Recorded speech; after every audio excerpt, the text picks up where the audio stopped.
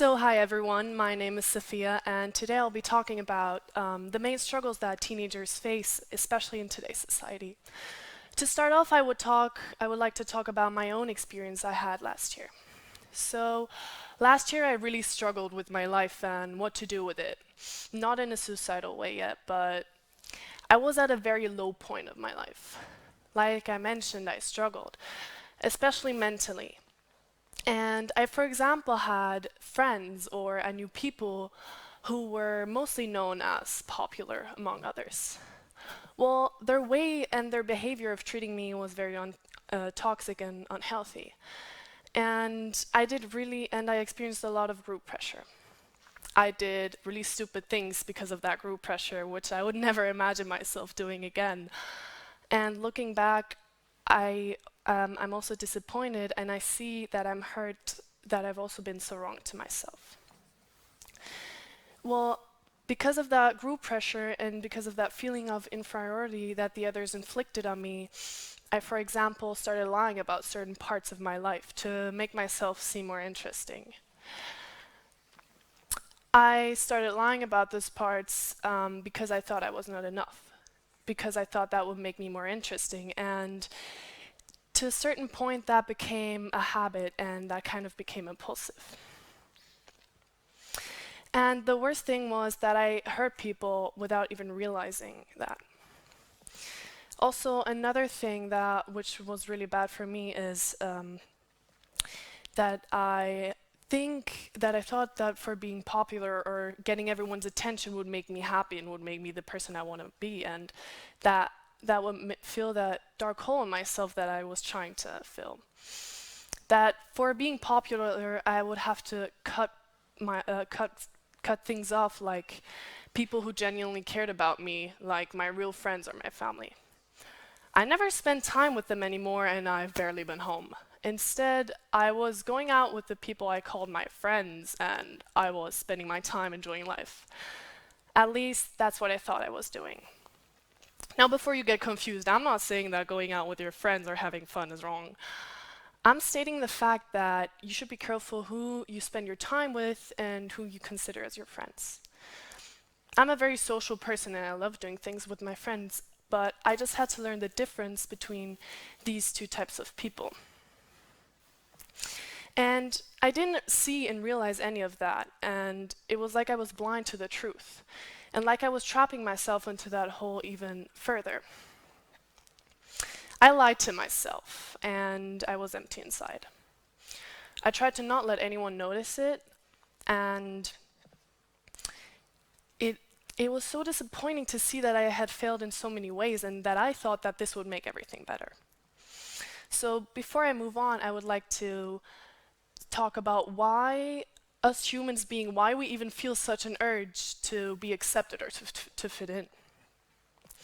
So every human being on this earth feels the need to be accepted or loved. It's a natural human need, we all do, and especially as teenagers. As we're in a turbulent stage of our lives where we grow up, we get older, and we leave behind our childhood. We all want to fit in at some point, even if we don't want to admit it to ourselves or to others. It's a fact, it's how we work. But that need of acceptance can be easily misled, and especially in today's society. There are so many things that surround us that keep telling us that we have to meet certain standards. And one of the biggest factors of that being the media.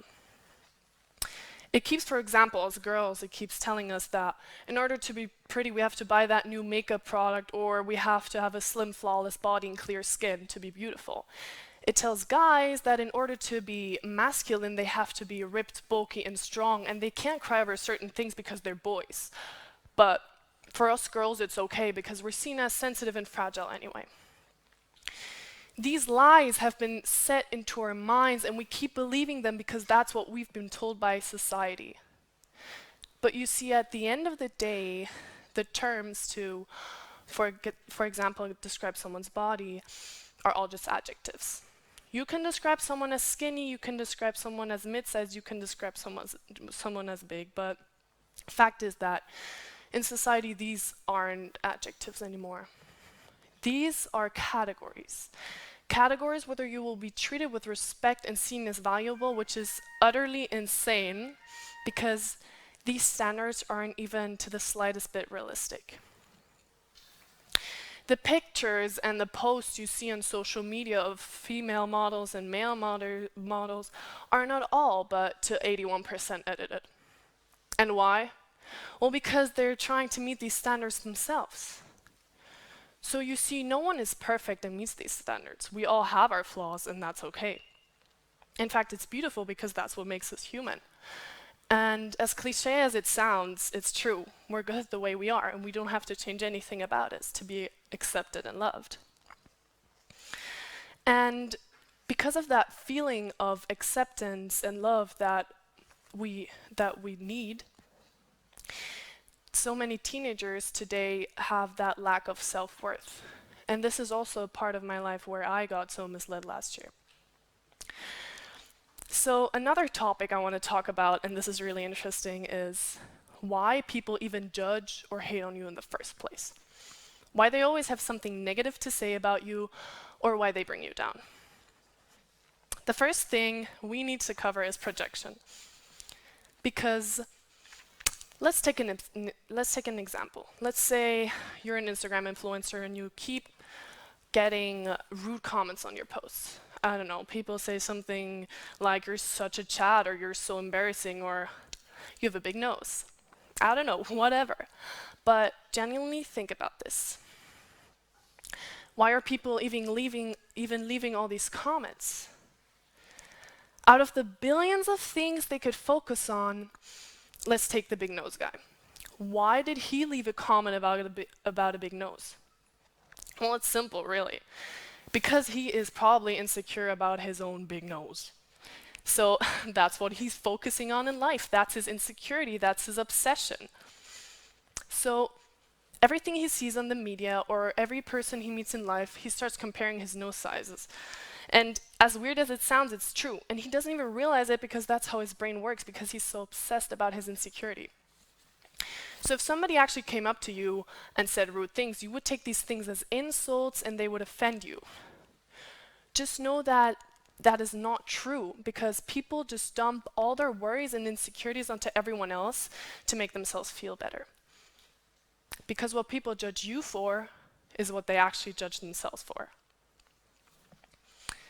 And that thing that they're talking badly to you about, in this case, the nose, is actually their weakest link. So if you fire back in that same area, it's going to hit them the hardest because they're simply insecure about it.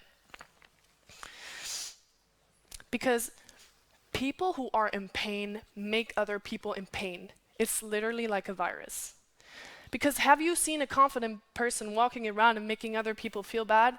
No, because they don't see a benefit in bringing others down, because they're already happy with who they are and with the way they are. But people that are insecure, they're not, and that's why they do it, to make themselves feel better. So understand that these comments have nothing to do with you, because there are actually people out there that accept and love you the way you are. So why be bothered? Why be bothered what they think? Why be bothered and deal with all their worries and insecurities? Let them deal with it and move on. Be confident about who you are. And the last big factor I want to talk about is why we shouldn't spend our time and care too much about what people think. Now here's the thing. People actually don't care. They don't care. We always think everyone's constantly thinking about us or what we've done or what we've said. But the fact is, they're way too focused on their own life and their own problems. Because listen, do you go home and think about what that one person at school said or were or whatever? No, exactly. What personally helps me when I sometimes overthink is realizing all I'm thinking about right now is myself and no one else. And that's what the others are probably doing too. Now, this is called the spotlight effect, because we always think everyone's constantly thinking about us, even though if that's not true. So please go and do what makes you happy, and I don't know, wear whatever you want, post whatever you want, because at the end of the day, what does it matter? If they don't like you or what you're doing, what does it matter? Like, think about that. What does it matter? And why does it matter? Exactly, it doesn't. So know your worth and don't let that fear of rejection and judgment constantly stop you, because we can't control people's thoughts anyway, and that's not the purpose of our lives. We can't please everyone. That's not the purpose of our lives.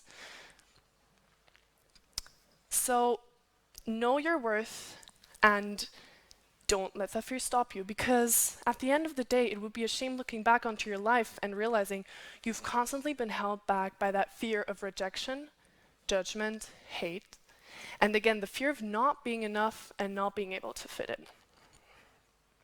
Surround yourself with people that make yourself feel better about who you are, because those are the most important people in life. And yes, like I said, there will be people that don't like you or don't like what you do, but so what? You cannot please everyone. And I had to learn that the hard way. In 2 months over summer, I decided to face my fears and to face my mistakes. I sensed that all of this wasn't making me happy and wasn't making me the person that I wanted to be. It wasn't right, so I decided to make an active change. It basically changed back for over 2 months. And it was really great. I was myself again, the good old Sophia, and the one that for this time would actually be there if you needed her. And this might sound cliche to you guys, but it is actually what saved me. The people that genuinely care about me and love me, and myself. So I wanted to share this story because I think there could be people out there that might be struggling with the same situation, even if they're not realizing it. And I think this was a great example for this year's theme, because you could clearly see how that deceiving lie of life collided with the reality about who we actually are. Thank you.